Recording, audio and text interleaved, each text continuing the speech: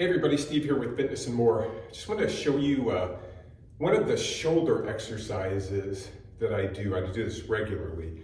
And this is a great exercise for both rehab after an injury or prehab to prevent an injury. And so I do this regularly. So what you'll need is you'll need some of these simple little bands, very inexpensive, and they're progressive. This one is light, this one progresses to a little bit heavier. So I'm going to set this one on the side, and here's what you're going to do. Now, once again, if you have shoulder injuries, just be very careful, because here's my take on how I approach exercise and injuries.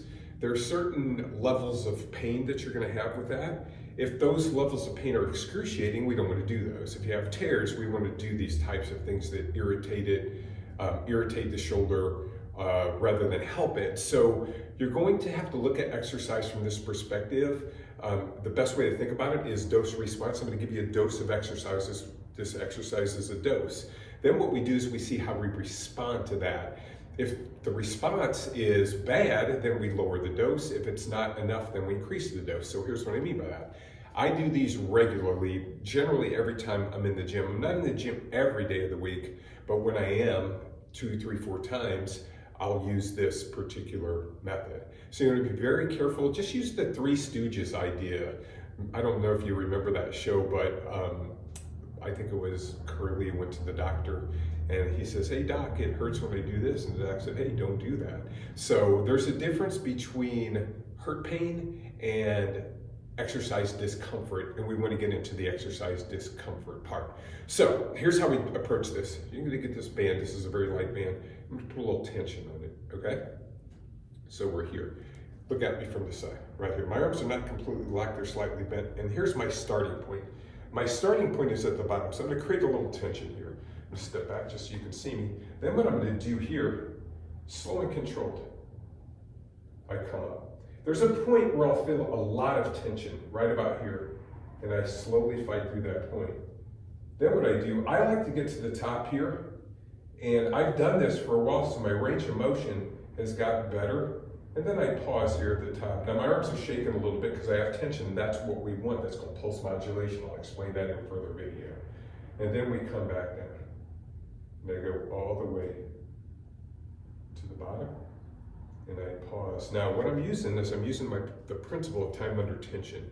I don't let the tension go. I never let this go, okay? So it's always got some tension on it.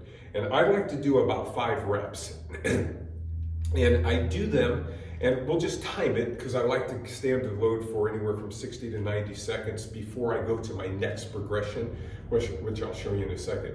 So I put my timer on, okay? And you can just look at a clock if you want to. And then I start my exercise. And I'm constantly breathing, never holding my breath. Get to the top. I go a little further this morning. That feels really good. I pause. And then I come down slow and controlled. I'm never rushing this. The goal isn't a bunch of reps. The goal is time under tension. That took about 20 to 25 seconds. I do 5 reps. When I can do 5 reps and I feel like I'm strong with that, it gives me about, let's say, 100 seconds under the load. So we're looking for 60 to 90.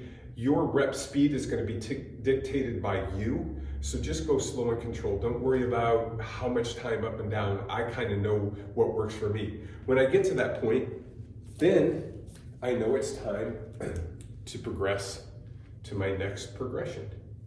Once again, I'm here. Start from the bottom. I come up slow and controlled.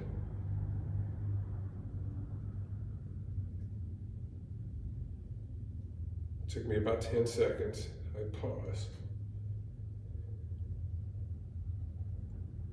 And then I go back down. And I stop.